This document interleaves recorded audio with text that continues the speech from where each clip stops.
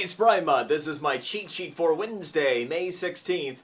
Yesterday I had the story about the best states, and actually all state rankings, as to where to operate a small business. In Florida, we ranked 29th, or about average overall.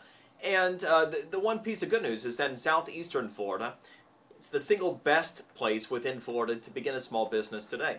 Kind of piggybacking on that, there is a terrific organization, the Florida Small Business Development Council, that works to help provide funding, counseling to small businesses throughout our state. They ended up conducting their annual study of the top small business concerns of Florida small business owners.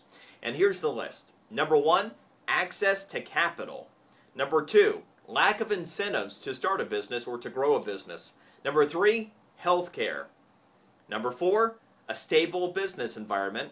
And the 5th one, too many state regulations. Okay, so a lot of this, there's not going to be anything I can help you with other than getting in contact with your representatives and then trying to influence elections if you don't get the right answers, right?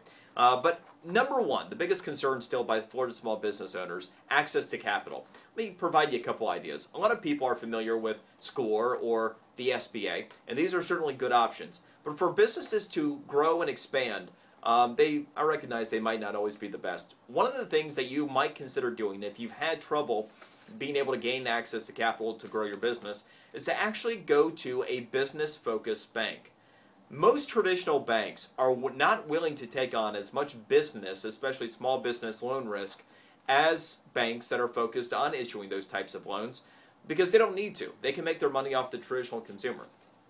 There are small business banks, though. That's all they do. They're focused on issuing small loans. And one I can recommend is the First City Bank of Commerce. If you have a good business plan, you show how you're going to be able to repay your loan, got a really good chance of being able to obtain that capital you need. I have a link with information on my physical cheat sheet today.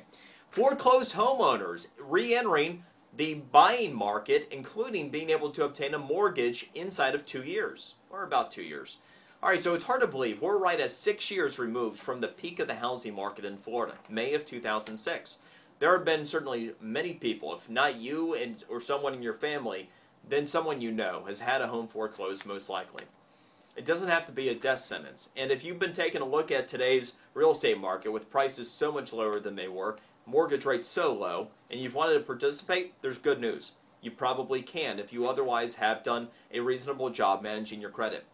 FHA is offering loan products to people who have had homes foreclosed after 2 years with as little as 3.5% down and credit scores at 620. This is something I've touched on before, but we're now starting to see many people take advantage of this. So if you do want to participate in obtaining a mortgage and you have had a foreclosure, 2 years, as long as you have a job, you can prove that you can make those mortgage payments, there's a good chance that you can obtain a mortgage. And given that I think that a mortgage or a rent payment should never be part of anyone's retirement plan, I am a big fan of you going out there and getting that mortgage as long as you have a stable path to being able to repay that loan. Energy independence. This was interesting. Could you imagine if the U.S. was completely energy independent by 2020? Well, analysts out of Citigroup say that if we really were serious about it, we could be.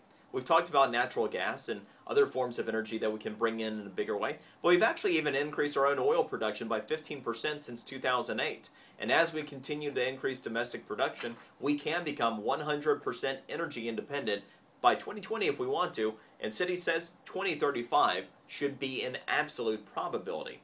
And that could be cool and good news. Also good news on the national security front.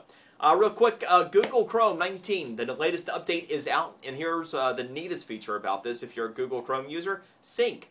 It will sync your favorites list and your search history on all of your devices. So if you use it on your computer, it'll be the same on your mobile devices, and vice versa, including the ability in real time to be able to even hit back on a page you were on one device, and it being reflected in the research results on the other device. Kind of cool. Anyway, that's the cheat sheet for today. Enjoy yours. We shall see you tomorrow.